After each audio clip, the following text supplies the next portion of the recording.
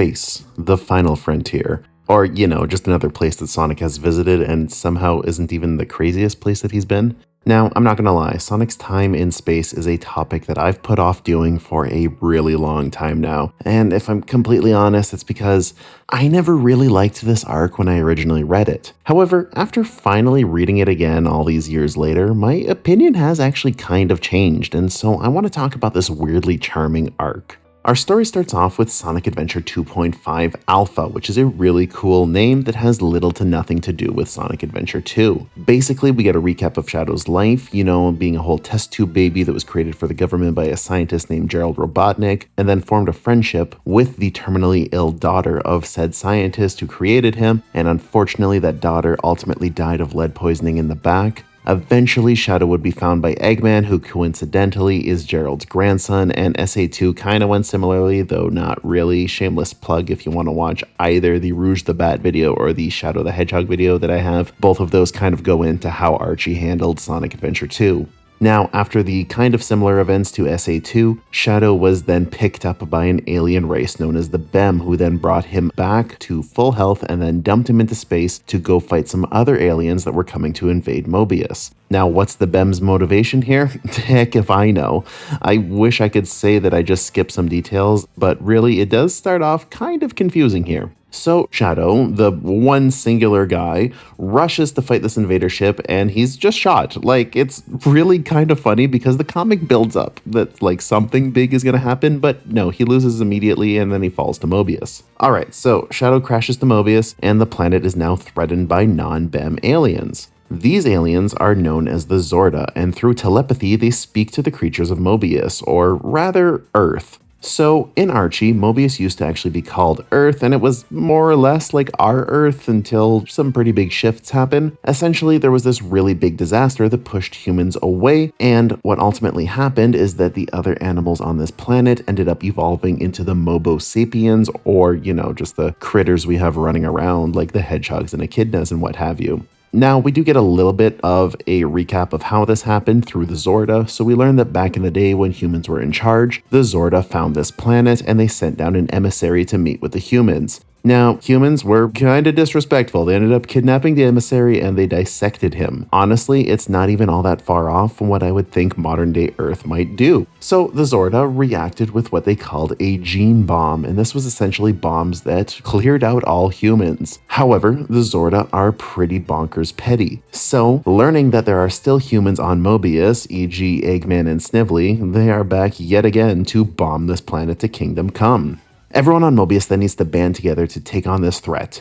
Well, everyone except for Knuckles, because as we learn kind of here, he's dead right now. But don't worry, it's really exaggerated. He's fine. He's a Force ghost at the moment and he'll be back. Also, without looking it up, can anybody tell me the name of the two echidnas right here who informed Sonic of his friend's death? I'm genuinely curious because there's one of them that I think nobody knows. Alright, so from here, a helmet is created which allows Sally to speak with the Xorda. However, this doesn't really work as the Xorda still detect that human DNA on the planet, so any negotiations are futile. Luckily, Eggman has built a robot to try to push these aliens back, and that is the Gigabot Prime. It's a massive robot that requires sonic speed to control it, and I'm gonna be honest here, I think Gigabot Prime is a really cool mech bot. So with that, everyone's kind of forced to team up on Mobius, and Sonic as well as Sally take Gigabot Prime for a giant mech battle, and it's cool, man. I'm sorry, I think this is really neat. So they end up just going out and uppercutting the Xorda ship, which is actually so great. I love the panel so much. It's got so much of that early Archie charm that I love. And with that, it's all over. Or is it? Well, surprising to no one, Eggman has ulterior motives, and he ends up trapping Sonic inside of Gigabot Prime with the plan of starving him to death, which is kind of crazy. Usually Eggman's stuff is pretty elaborate, but now here's just kind of, I'm gonna trap you inside of a robot, and eventually you'll get tired and die. It's less thought out, but honestly, just plenty twisted.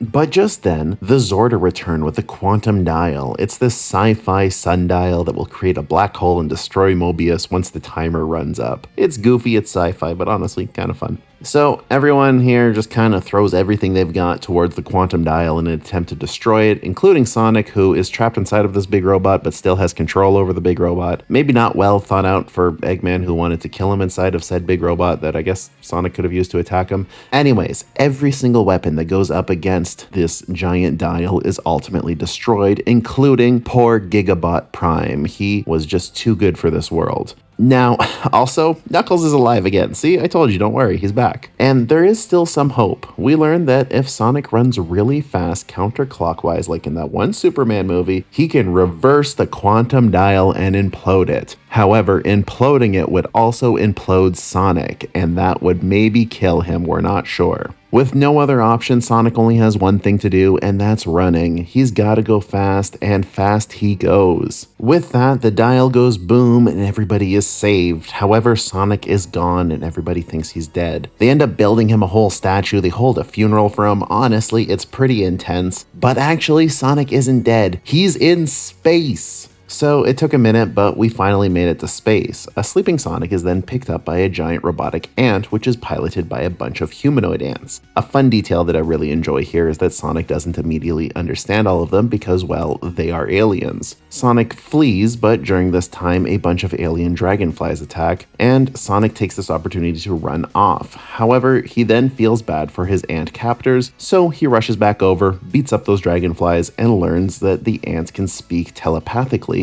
which honestly would have cleared up a lot of stuff earlier. Sonic learns that he is on the planet Thoraxia, and these ants are called Blowdecks. Unfortunately, these guys know nothing about Mobius, so Sonic won't be able to get back to his home with their help. All they know is that there is an evil race known as the Bzzz, who Sonic has just fought. Luckily, though, there are some space traders who will be coming by tomorrow, and they might be able to take Sonic to another planet. But for the moment, until those traders show up, Sonic gets a tour of Blowdecks from an ant person named Debble. And on this tour, he sees a bunch of red Chaos Emeralds, which is honestly kind of a big deal in Archie Sonic at this point, because all of the Chaos Emeralds that we have ever seen have always been green. Now, in the video games, there actually hasn't been an instance where all of the Chaos Emeralds are just always green, and pretty much the big reason here why they're green is because no one on staff seemingly ever played any of the video games. Now, no time to really think too hard about this as the Bzzz are back to attack, and this time they've come with their queen.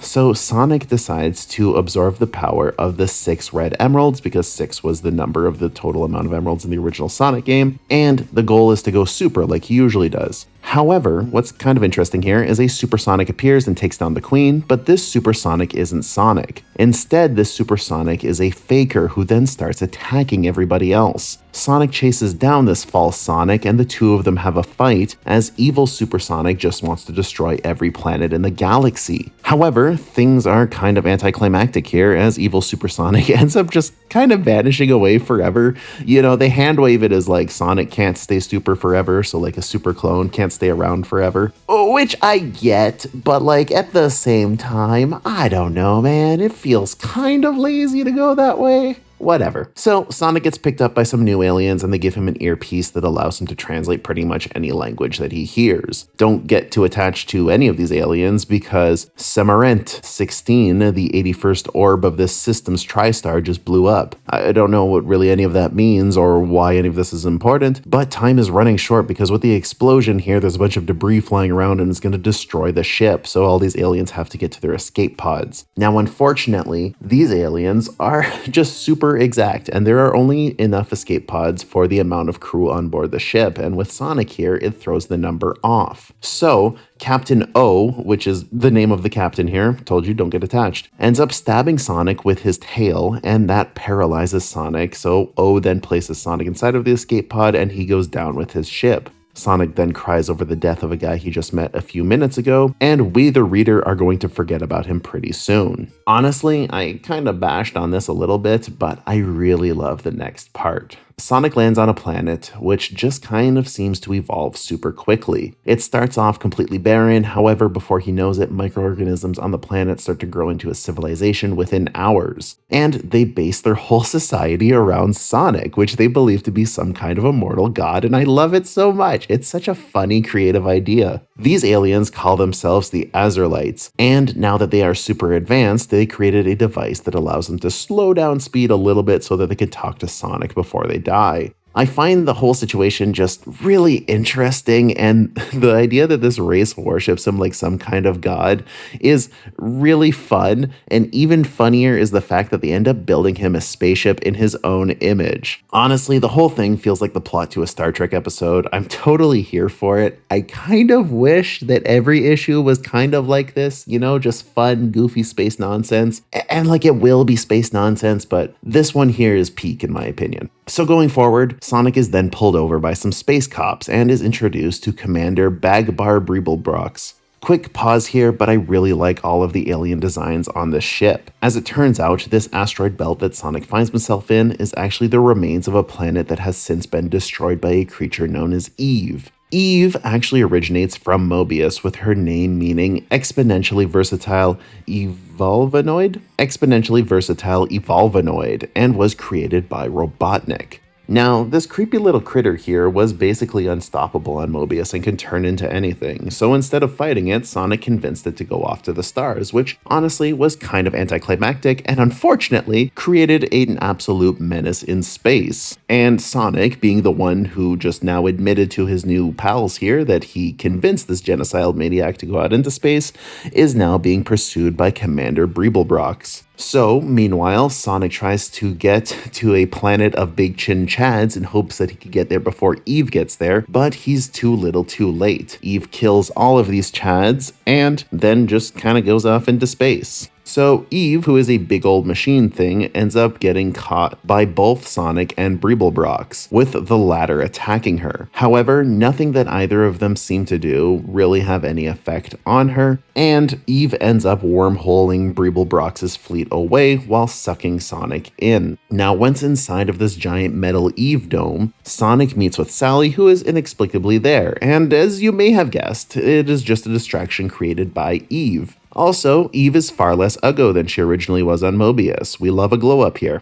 Through what is honestly just some kind of lame dialogue, which is on par with E.V.E., Sonic just convinces her to stop. He's like, hey, how about you don't do this? And E.V.E. is like, all right. And that's sort of the abridged version, but really that's all that happens. E.V.E. doesn't show up after that. It's kind of lame, but she also lets Sonic know where the BEM's homeworld is, and the homeworld's name is Wheelworld, which I love, so off we go.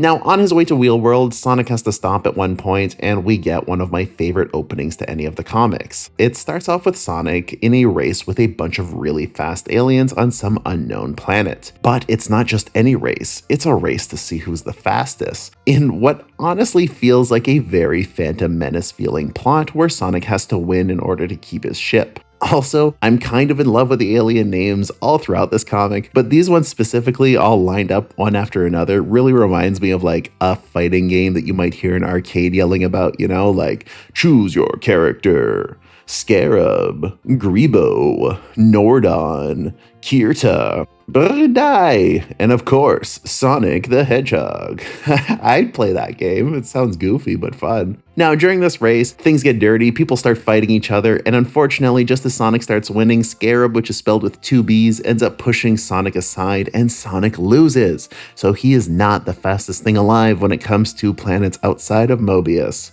Or is he? So as it turns out, Scarab had a secret rocket inside of his insect butt, or thorax if you want to get all fancy here, and has since been disqualified. So Sonic is now the winner. Finally, Sonic gets to leave this planet and head off to Wheelworld, which is literally a big wheel in space. I don't know what I was expecting, though truthfully, it was not this. All right, so next little part here on Wheelworld honestly is a lot, so bear with me. Basically, Sonic ends up lying to the people on Wheelworld, the BEM, that he is here for a trial. He wants to watch this trial that he only just learned about. This, of course, isn't true. This is just a lie, so it's an excuse to come onto Wheelworld. Now, once inside of the courthouse, we learn that Seneca 9009, which is a BEM, is on trial for something, and their judge is Seneca 10,050, which I heard is a real tough judge. But in all seriousness, I do kind of like the idea that this race is just named in sequential order like that. It gives me some fun little sci-fi vibes. Though I bet you Seneca 8008 gets made fun of a lot. Also, I think all of the BEM are women. Exhibit A here is that they all have long eyelashes, which, listen, I'm not trying to perpetuate stereotypes, but at this point, if you had long eyelashes in media, you were a woman. It was just the way things worked. But also, probably the more apparent evidence is the fact that the BEM refer to each other as sisters, kind of like the Asari in Mass Effect, which is kind of cool. And truth be told, I think their design is cooler than the Asaris in Mass Effect. I said what I said.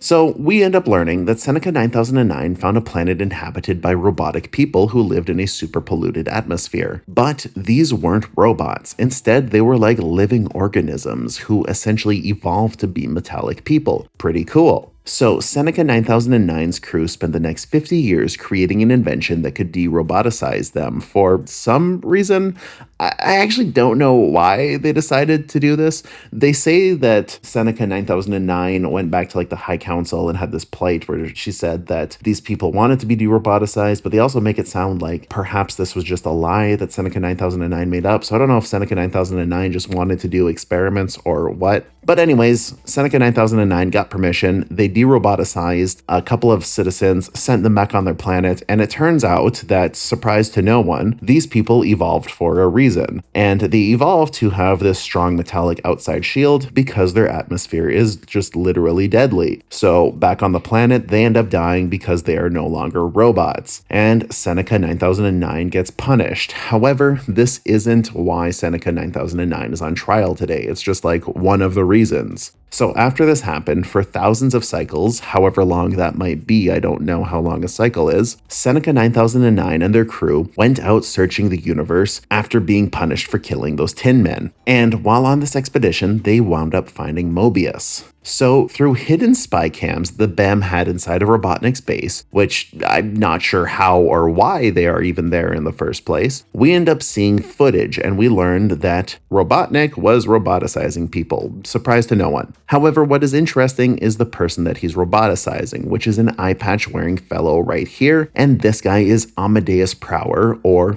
Tails' dad in more simple terms. Now, no one actually knows what happened to Tails' parents on Mobius after they got kidnapped by Robotnik, and it was just assumed that they were dead, so this is big news. So Seneca 9009 took it upon herself to then beam up Amadeus and his wife Rosemary to try and fix Amadeus. Now, the BEM managed to do this, but the BEM High Council refused to allow Seneca 9009 to return the Prowers back to Mobius, because you know what happened the last time that they ended up de-roboticizing people and then they died. Since then, the Prowers have just been stuck on Wheelworld with no way to contact anyone or to get off of this planet. They end up recognizing Sonic, which is pretty lucky for Sonic, and the two of them get back together. What is not lucky here, though, is the fact that Seneca 9009 is now up to be executed because in another story, she wound up abducting Sonic, Tails, Robotnik, and Snively and did some experiments on them where she removed the robotic elements from Robotnik and Snively and instead roboticized Sonic and Tails. Now, through this experiment, they found that roboticized Mobians were super strong, and the BEM then ordered Seneca 9009 to roboticize all Mobians to make them super strong. Not sure why, sounds like they wanted to build an army, but Seneca 9009 refused.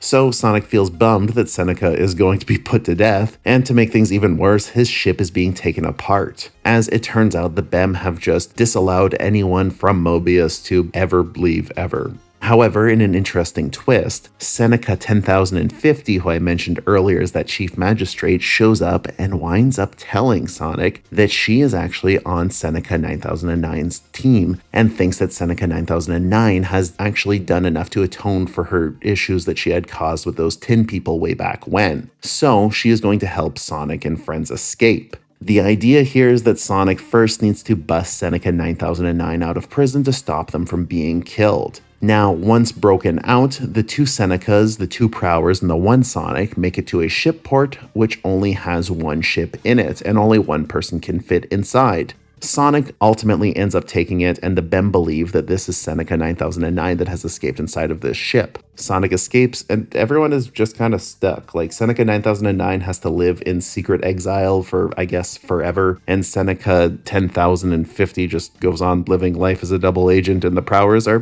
just trapped. It's kind of weird. One of these days, I'll make a video where I talk more about Tails' parents, because more stuff does end up happening, but this video is getting long already.